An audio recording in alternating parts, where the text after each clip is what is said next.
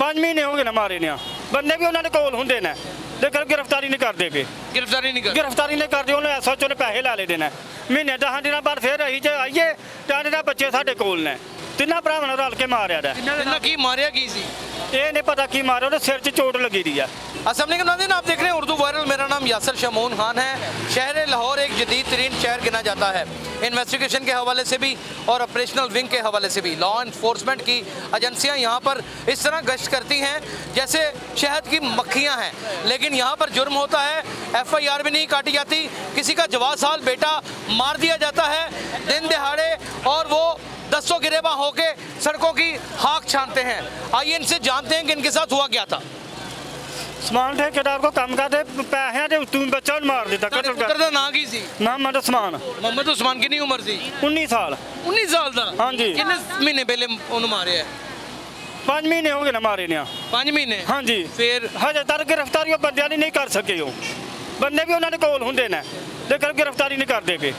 गिरफ्तारी नहीं कर ਗ੍ਰਿਫਤਾਰੀ ਨਹੀਂ ਕਰਦੇ ਉਹਨੂੰ ਐਸਐਚਓ ਨੇ ਪੈਸੇ ਲਾ ਲੈਦੇ ਨੇ SHO ने पैसे ले ਹਾਂਜੀ ਪੈਸੇ ਲੈ ਦੇ कोल गिरफ्तार नहीं कर रहे। ਹਾਂਜੀ ਉਹ ਬੰਦਿਆਂ ਨੂੰ ਪੈਸੇ ਲੈ ਕੇ ਭੇਜ ਛੱਡ ਤੁਸੀਂ ਜਾ ਕੇ ਕੰਮ ਕਰੋ ਮਹੀਨੇ 10 ਦਿਨਾਂ ਬਾਅਦ ਫਿਰ ਅਸੀਂ ਜੇ ਆਈਏ ਤਾਂ ਇਹਨਾਂ ਬੱਚੇ ਸਾਡੇ ਕੋਲ ਨੇ ਤੇ ਬੱਚੇ मुलजम साढ़े कोल ने ਹਾਂਜੀ तो मुलजम बाहर फिर ਬੱਚੇ ਬਾਹਰ ਫਿਰਦੇ ਪਏ यानी कि आप अंदाजा करें कि पुलिस का कमाल कि वो FIR काटने की बजाय इनकी एप्लीकेशन को दरख्वास्त की शक्ल देने की बजाय एप्लीकेशन की FIR फर्स्ट इन्फॉर्मेशन रिपोर्ट बनाने की बजाय मुलजमान को लाते हैं और मुलजमान को ही वो अपने पास चंद मिनट बैठाते हैं और मुकमका होता है और फिर उसके बाद मुलजमान अपने काम को दिहाड़ी में निकल जाते हैं, यानी कि दंदनाते फिरते हैं। और इनका कत्ल हुआ जाने वाला 19 साल बेटा, मारा जाने वाला बच्चा अपने इंसाफ के लिए अपने माँ बाप को सड़कों के ऊपर देखता है।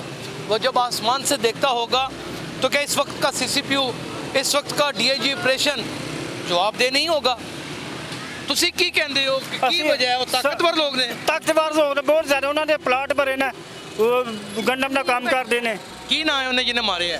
ਉਹਦਾ ਨਾਮ ਮੁਹੰਮਦ ਅਸ਼ਰਫ ਤੇ ਜਿਹਨੂੰ ਮਾਰਿਆ ਸੀ ਉਹਦਾ ਕੀ ਨਾਂ ਹੈ? ਉਹਦਾ ਨਾਮ ਉਸਮਾਨ ਹੈ। ਉਸਮਾਨ एक- ਕਿਹੜਾ ਥਾਣਾ ਲੱਗਦਾ ਹੈ? ਹਰਬੰਸਪੁਰਾ हरबंसपुरा यानी मुगलपुरे से थोड़ा सा आगे हरबंसपुरा शहर का यानी कि दरमियान का हिस्सा। ਹਾਂਜੀ ਤਿੰਨਾਂ ਭਰਾਵਾਂ ਨੇ ਰਲ ਕੇ ਮਾਰਿਆ ਦਾ इन्ना की मारिया की सी? ਇਹ ਨਹੀਂ ਪਤਾ ਕੀ ਮਾਰਿਆ ਉਹਦੇ ਸਿਰ 'ਚ ਚੋਟ ਲੱਗੀ ਦੀ ਆ। सिर से चोट लगी। ਹਾਂਜੀ ਸਿਰ 'ਚ FIR नहीं कटते? FIR ਕੱਟੀ ਦੀ ਹੈ। कितने कटी है FIR कितने पे? अच्छा नाज़रीन, FIR हो चुकी है नहीं, ये FIR तो हुई नहीं है। कहाँ है FIR? FIR दिखाए ना। मुलजम को नहीं पकड़ रहे, इंचार्ज इन्वेस्टिगेशन का क्या नाम है? ये FIR हाँ अमानुल्लाह इंचार्ज इन्वेस्टिगेशन थाना हरबंसपुरा है।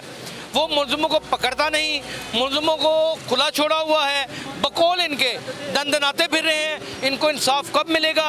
मैं इतनी लंबी तकरीर इसलिए नहीं करना चाहता कि इनका सीना इतना सीना फट जाएगा, हज़ारों माएँ तिरमला उठेंगी, लोग रोने लगेंगे, लोग अश्क बहा हो जाएंगे। इंसाफ फिर गलियों में कूचों में अपनी तलाश के लिए निकल पड़ेगा, लेकिन इस शहर में इंसाफ की फराहमी अब नामुमकिन होती जा रही है। अपना बहुत ख्याल रखिएगा। अल्लाह हाफ़िज़।